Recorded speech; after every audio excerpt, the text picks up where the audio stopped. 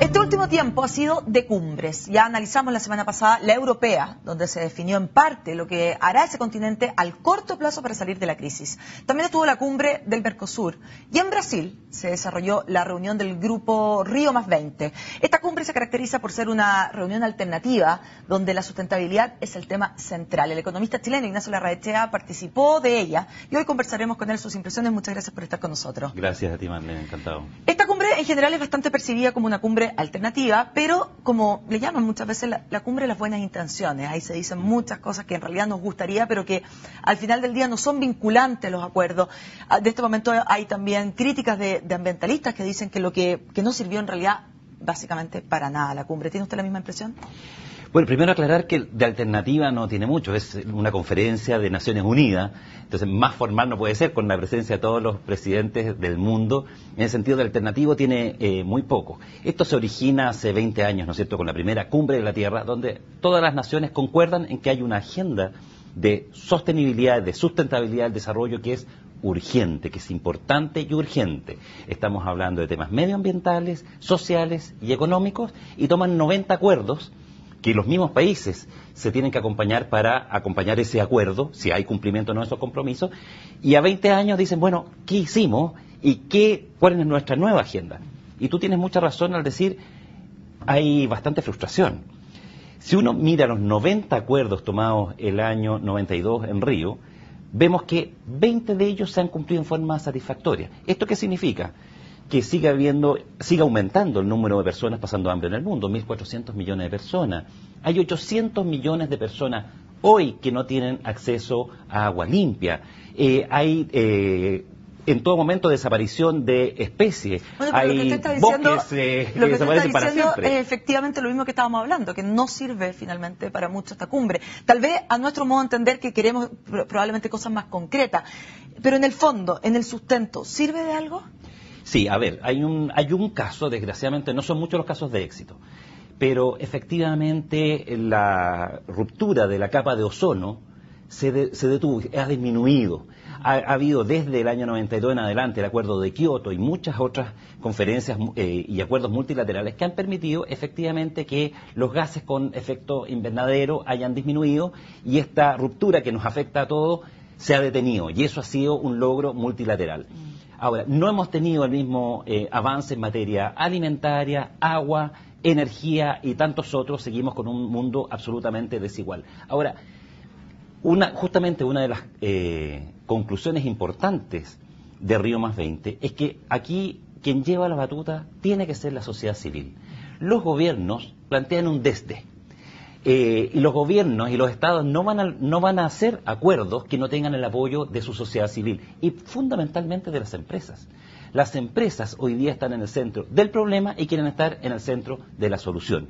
Por lo tanto, gran acuerdo aquí. Esto no hay que sentarse a esperar qué es lo que acuerdan estos señores a nombre de todos nosotros, sino que nosotros mismos, como empresas, como consumidores, estamos llamados a asumir un rol distinto. ¿Y cómo se asume este rol distinto, sobre todo desde las empresas? Porque todos los últimos informes, no solo en Chile, sino también en el mundo, hablan de una imagen empresarial muy dañada. En Chile lo sabemos, pero en el mundo también ocurre exactamente lo mismo. ¿Cómo entonces puede tomar el liderazgo la empresa?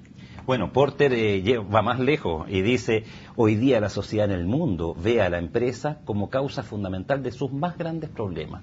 Pobreza, medio ambiente, falta de agua, falta de energía. Y la empresa, ¿cómo está reaccionando? O al menos aquellas que han optado por un desarrollo sustentable. Diciendo, mire, yo más allá que producir bien y responder al marco legal que me regula, que eso es lo mínimo que tiene que hacer, yo tengo que hacerme cargo de cuál es el impacto de mi acción como empresa hacia mis distintos stakeholders o públicos de interés. Y por lo tanto, la empresa, que hoy día es sustentable en el tiempo, es el que encaja bien con las percepciones y con las aspiraciones de la sociedad en la cual opera, y la que se preocupa de sus trabajadores, de sus clientes, de sus proveedores, es decir, de toda la cadena de valor. Una empresa integral. Exactamente. Hoy día la empresa, y es uno de los llamados que hace Río+20, está llamada incluso a reportar, así como reporta sus utilidades a los accionistas, a reportar su impacto sobre sus stakeholders. Hoy día en Chile, desgraciadamente, tenemos que decir, no son más de 80 las empresas que hacen reporte de sustentabilidad.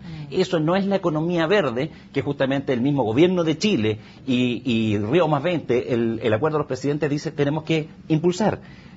una economía verde, entre otras cosas, es la que permite al ciudadano poder monitorear el funcionamiento de las empresas para que esto finalmente sirva, como decía el presidente Mujica, a la felicidad humana y no solamente al desarrollo de algunas empresas. Fue bastante comentado el discurso del presidente Mujica de Uruguay. ¿Cómo fue tomado allá cuando usted estaba en ese momento? A ver, el presidente Mujica expresó algo que es evidente, pero que nadie lo dice en estos foros internacionales. Oiga, la economía está hecha para las personas y no al revés. Y dice algo muy importante. Nos vemos con la incapacidad de gobernar esas fuerzas que hemos desatado, que es básicamente las fuerzas de mercado, y que nos están llevando a el hambre de muchos sectores, a acabar con recursos naturales, a acabar con especies, y nadie parece capaz de detenerlo. Es como que hubiera fuerzas que van más allá de las personas.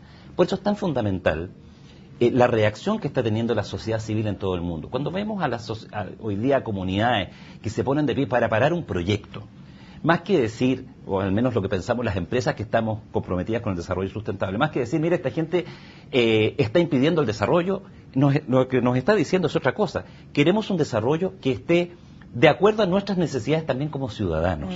Pero eso también implica, usted mismo decía, un cambio desde la sociedad civil. Y cuando vemos también las encuestas, las personas, si bien pueden ir a manifestarse y parar un proyecto, resulta que cuando tienen que consumir menos energía no lo hacen. Resulta que cuando tienen que pagar tal vez un poquito más caro por un producto que sea del llamado comercio justo, tampoco lo hace. La gente discrimina por precio finalmente los productos. ¿Cómo se hace entonces para votar a través de la compra? Bueno, esto es fundamental. Tenemos la paradoja de que las personas hoy día están dispuestas a ir a la calle a reclamar porque se instala una planta o por, no sé, cualquier tema económico, se siente como consumidor y como ciudadano más que bien. Como ciudadano comprometido. Empoderado. Sin embargo, no cuando consumo. Exactamente. Aquí falta niveles de conciencia. A mí me impresiona en Europa ya la cantidad de grupos de personas, sobre todo de jóvenes, que han asumido modelos de consumo sustentable. Lo que decía el presidente Mujica también era muy importante. Si en este momento los países como la India o China elevan su nivel de vida, como todos esperamos que lo hagan, pero con el mismo modelo de consumo de un ciudadano alemán, dijo, con respecto a los autos, la tierra no alcanza. Por lo tanto, aquí lo que se va a producir seguramente en el mundo es un cambio paulatino, esperamos, hacia modelos de consumo sustentable. Esperemos que no se haga después de tremendas catástrofes o de guerra. ¿Por qué no pensar que puede haber una guerra por el agua? Eso puede ocurrir perfectamente. Hoy día en el mundo hay 800 millones de personas que no tienen acceso a agua limpia. Entonces, cuando se dice estos son temas del futuro, no, son del presente. Lo que ocurre es que estamos bastante anestesiados porque pareciera seguir esto en una paz social. Por eso el movimiento de los indignados en el mundo para nosotros es una señal súper importante. Y nosotros como empresa, de escucharlo y pasar a la segunda etapa. Está bien que la gente se manifieste y diga, esto no está bien, esto no es posible y no lo voy a aceptar. Bueno, hay que pasar a la segunda etapa, que como sociedad civil seamos capaces de llegar a acuerdo y no esperar que sea el Estado el que regule todo, porque seguramente se va a equivocar. ¿Cómo se ve Chile en este ámbito? Le pregunto porque si bien hubo delegación chilena en este grupo Río +20, no fue realmente una delegación de primera línea, por lo tanto, también cómo se toma en el país estos temas. A ver, en Chile ocurrió un hecho que es significativo. El gobierno escuchó a los distintos stakeholders, como lo hizo Naciones Unidas, llevó una propuesta, y hoy día el embajador Balmaceda nos decía, estamos frustrados por el resultado, esperábamos más. Y él explica esta falta de acuerdo, y yo creo que tiene bastante razón. Uno, en la crisis de Europa. Una Europa en crisis, dice, aquí opera Maslow, ¿no es cierto? Me preocupo de lo urgente y no me pidan tener una agenda verde muy dinámica cuando tengo problemas de sobrevivencia económica. Está también el hecho de que los países en desarrollo, muchas veces miramos con recelo y con razón, algunas medidas proteccionistas de los países más desarrollados que quieren ahora imponer ciertas trabas o pudieran... Y ellos no tuvieron para desarrollarse. Exactamente. Entonces, se juntó todo para que hubiera desconfianza. Entonces, ¿cómo está Chile en esto? Chile hoy día, más allá de los acuerdos multilaterales, tiene una agenda propia tremendamente urgente. Y en eso las empresas tenemos que cumplir un rol preponderante.